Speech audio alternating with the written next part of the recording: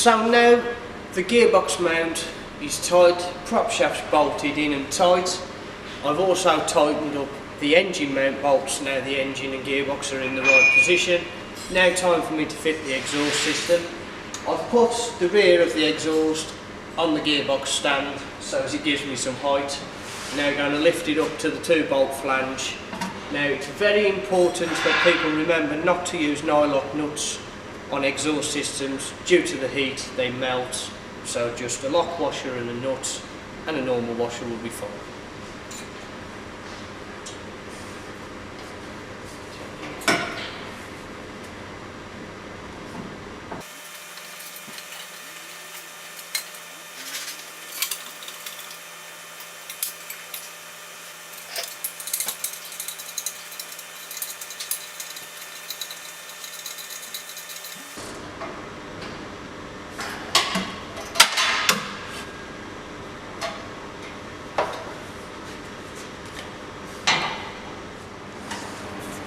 Now the exhaust's all fitted, it's time to install the starter motor.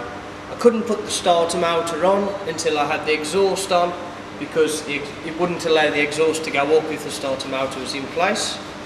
The starter motor is actually held in with 2 bolts. One's actually a stud with a nut for locating purposes. One is actually a bolt with a washer on.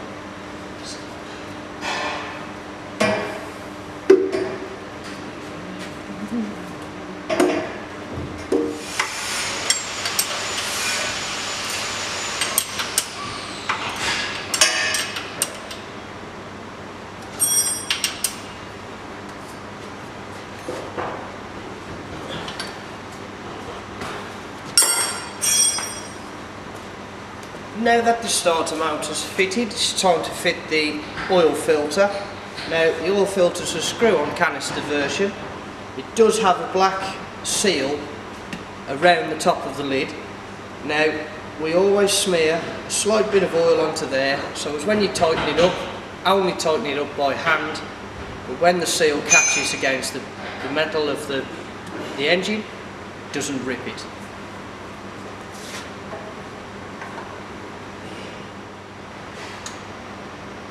And you only ever tighten them by hand so as not to squash the seal too much.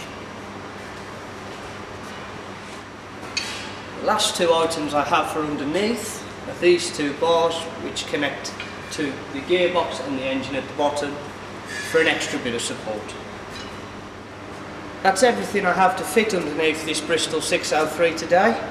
Next time I'll be fitting things like the airbox, the HT leads, the fuel pipes and a few things like that. Hopefully we may get round to filing the vehicle. You can find us on cbrplasticrestorations.co.uk. Thank you.